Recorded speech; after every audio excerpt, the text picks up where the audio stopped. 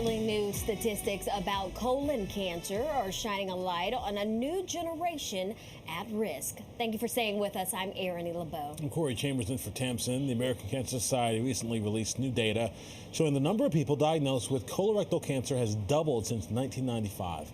And more people are being diagnosed in advanced stages, too. Yeah, colon cancer is the third most common cause of cancer in the U.S., and early detection is key to treatment options. So joining us now to discuss this is Dr. Feliciano Sussman, a gastroenterologist at New York Presbyterian. Welcome to the show. Thank you so much for having me. All right, so doctor, first tell us, what do you think about these new statistics with more younger people being diagnosed and also the increased number of those being diagnosed in advanced stages? I would say it's very scary. You know, in the past, we never thought of young people when they would present as having colon cancer, but now that's just not so. And these statistics are ones that really must make us think about a young person who presents specifically with rectal bleeding as a possibility that it might actually be colon cancer. You know, when I first heard the headline, I was hoping that maybe this was a positive and that, you know, we're just testing more, so therefore we're seeing more of these test results. But then the second part tells you that's not the case, because if people are being caught later, that means they're not being caught early enough. So, I mean, it really is troubling stuff. So what's contributing to that, do you think? Well, I agree with you. In fact, we're actually doing much better with regular colon cancer, that the numbers are actually decreasing, and we're probably checking earlier and finding earlier because screening works. This is a different phenomenon. These are younger people, more often Caucasian and women. They present younger. We're talking as young as in their 20s. Wow. Typically, they present with rectal bleeding, and we don't know why. Is it diet, though? I mean, I've heard diet can really contribute to that.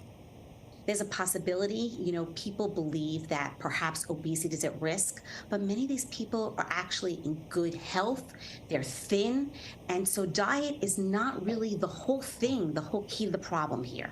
So, doctor, are there any other signs or symptoms that people should be aware of and maybe send them to the doctor earlier? Yeah, so most certainly. So you need to know your body, and so just to say again, if you have any rectal bleeding, that is a sign to go and see your physician. But abdominal pain, change in bowel habits, fatigue, anemia, weight loss, those would all things that would make you need to go and see your doctor to get checked out.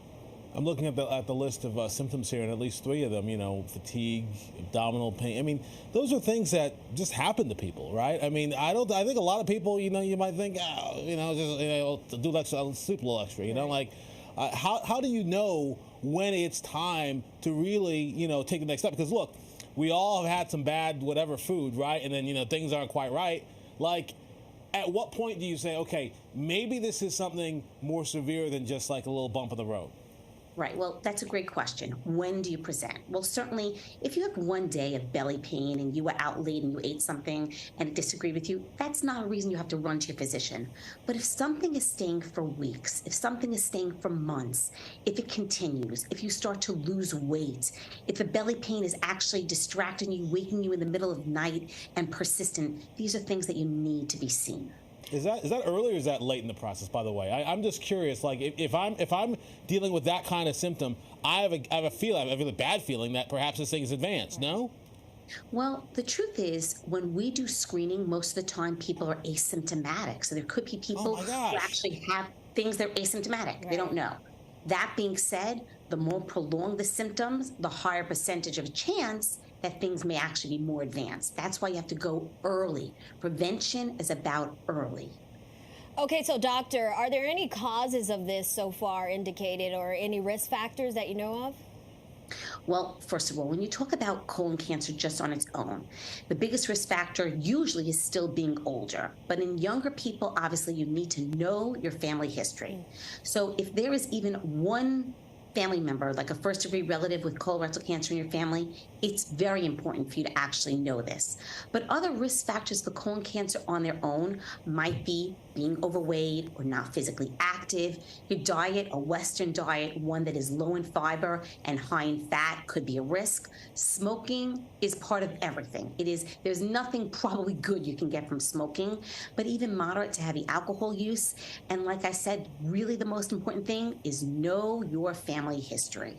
So I've got to ask you, because I know the guidelines suggest that I think maybe when you turn 50, you're supposed to do your first colonoscopy, and there are certain general guidelines. Is it time that perhaps we change the guidelines? Obviously, if you have a family history, that throws everything out the window, that changes everything. But for most people that don't necessarily know of a first-degree relative that has this type of cancer, I mean, do we perhaps need to revisit what these guidelines are as to when you start really looking at this?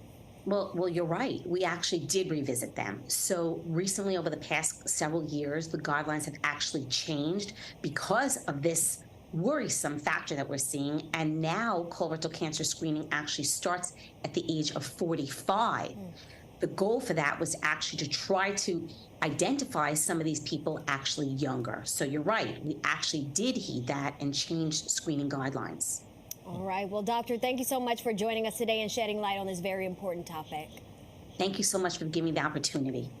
And for more information on colorectal cancer and symptoms, you can visit the American Cancer Society's website at cancer.org.